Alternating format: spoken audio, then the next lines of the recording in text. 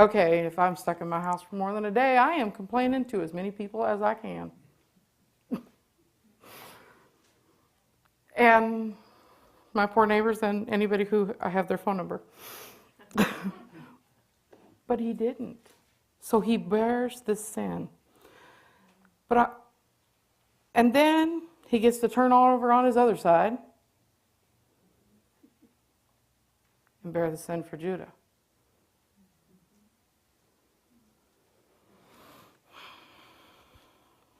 This is all of God's people.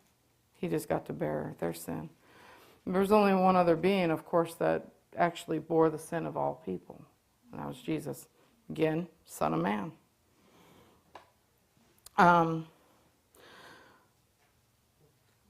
But amazing enough, he gets up from this and he cooks and he does all the things that God commands him to do. If God was not with him to do this, he would not have survived this. Not 5 days, not 15 days. He would not have survived this at all. This was a miracle that God was performing in his body to keep it from dying. He should have died. Okay, so not only was he lying there and bearing the sin, but in that, his body, his system should have been breaking down and dying. It's disturbing to me, but it tells me how much he loves the people, his people, called by his name.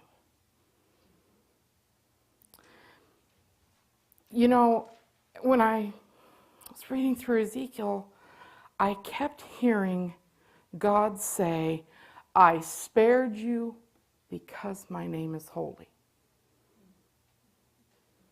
Because his name is holy. Not because they weren't doing something bad enough to get punished for immediately. Because they were.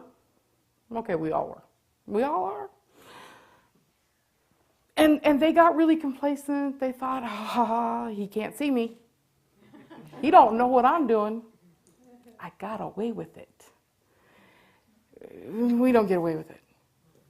But he spared them not because of them, but because he's holy.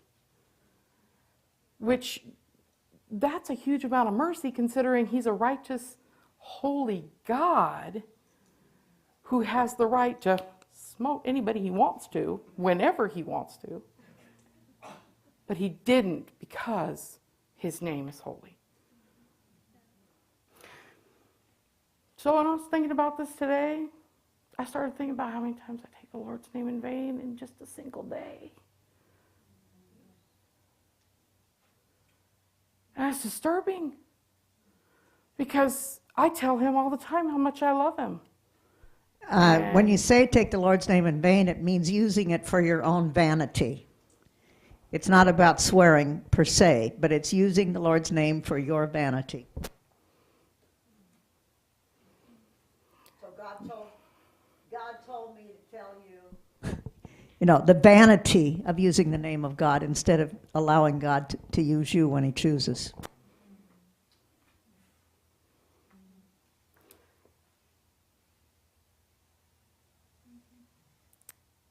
And, so he spares these people over and over again. He spares them in the wilderness because he was already mad at them in there. He's mad at them before he even gets them across the river. And then he just keep on getting, and just keep getting just a bit worse and a bit worse. And they demand a king, they get even worse, and they blame the king for everything they do. Well, you gave him to us. Well, who asked for the king? Come on. They did. All right, I complain about my government because, I have to deal with it. Who has the right to have authority over me? My government. Who do I have a right to complain about? Nobody. I can complain to God. Ezekiel got to complain to God. But he only did it once. That's pretty good considering everything God asked him to do. I mean, God doesn't ask me to do very much, and yet, I'm always complaining.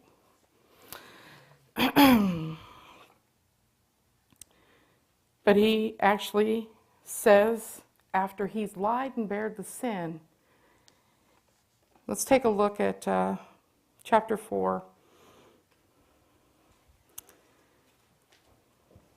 And that is 13. And say, Yahweh the Lord of Israel says this. This is the way the Israelites will have to eat their defiled food, wherever I disperse them amongst the nations. I then said, Lord Yahweh, my soul is not defiled. He spent all that time bearing the sin, but his soul wasn't defiled. I always wondered how Jesus could bear all of our sins and still be holy. But right there it is.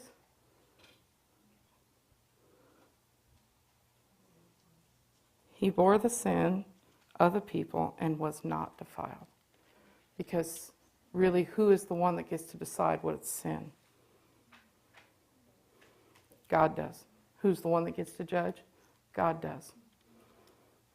But he knew that he had followed the laws and the observances and the things that were required of him. And he was able to speak out to the Lord for this, and the Lord actually heard him and made a concession. Okay, I would have quit the job right about then. I'd have said, fire me, I'll take my severance package. Thank you very much.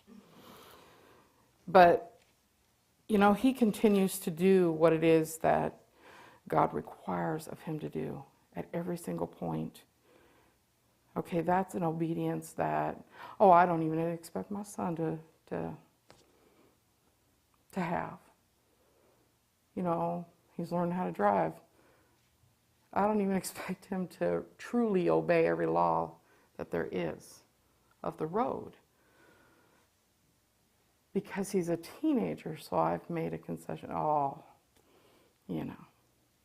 He's going to break some rules. But, I know I give myself permission to disobey in every little thing I do that I know is not right. Before I did it, I gave myself permission to do it. And God doesn't.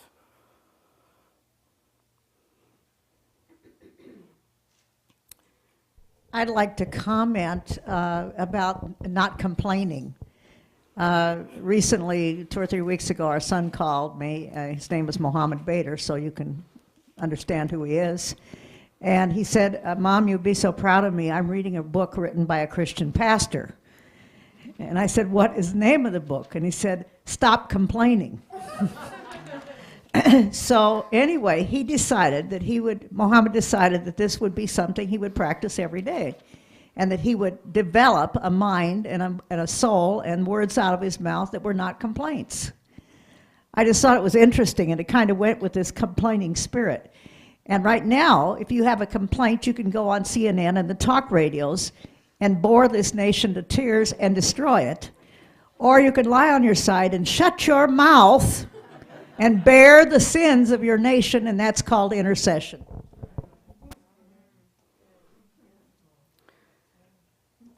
Noah shared with us that he got to see in a vision that God commanded, an angel to go and mark the people, or to be spared in the rest.